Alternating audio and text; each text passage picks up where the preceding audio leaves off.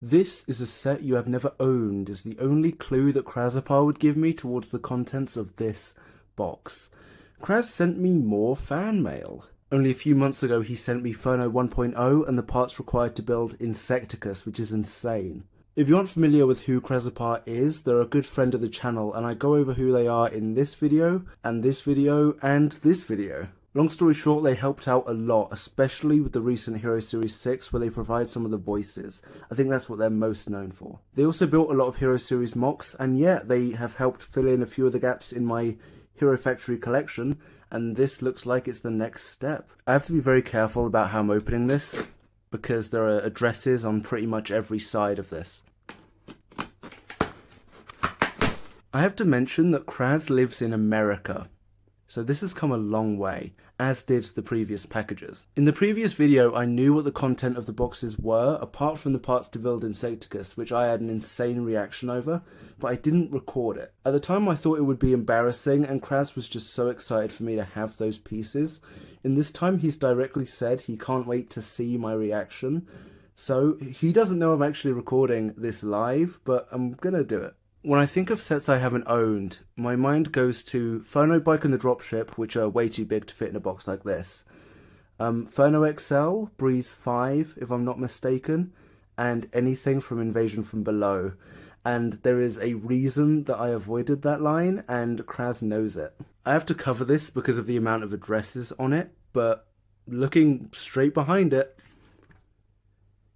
I see a cape, I see red, so I am pretty bloody sure this is Phono XL.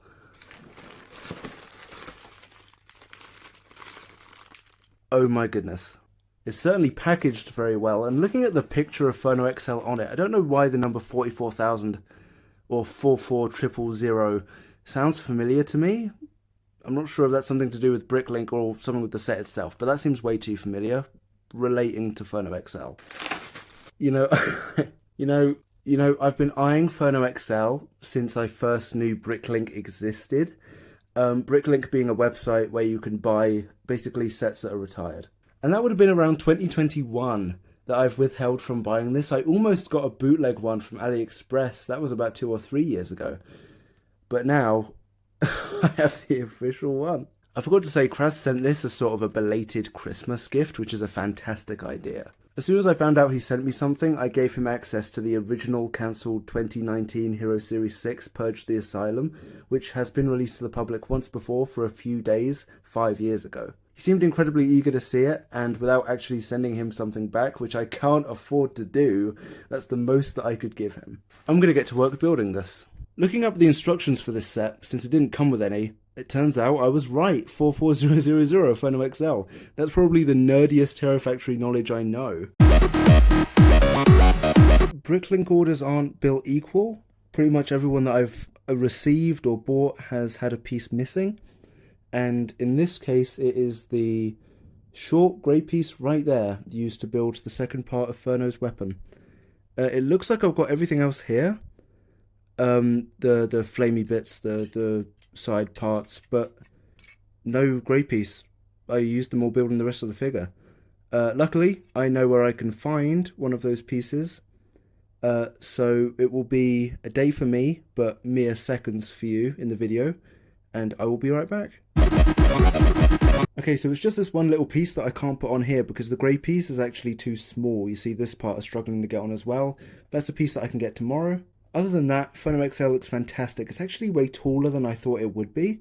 A few thoughts that I did have. The hardest part to get on was definitely the cape because it's just wide enough to fit these on, and I've put these on like 3 times before getting them the right way.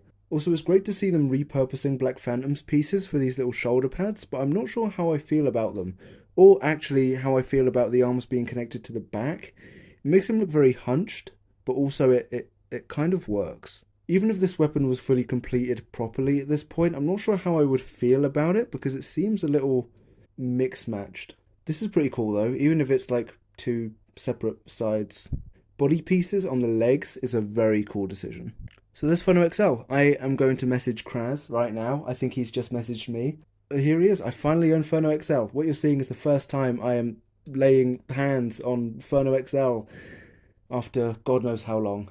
But this means that I can use them in Hero Series 7 and onwards, which is fantastic. Whenever they get made, could be a year from now, could be 10 years from now, or could be a week from now. In a strange twist of fate, just a few hours later, I was able to find a grey piece that fit, again borrowed from Dragon Ball. And after moving the weapon pieces around a little bit, I was able to fully complete Furno XL, so here they are. Here's a quick size comparison. I know it isn't really fair. We've got 4.0 here, a couple of 1.0s. But here they are, alongside all of the other figures that Kraz has sent me, as well as Relicor from Hero Series 6 in the back that I made myself.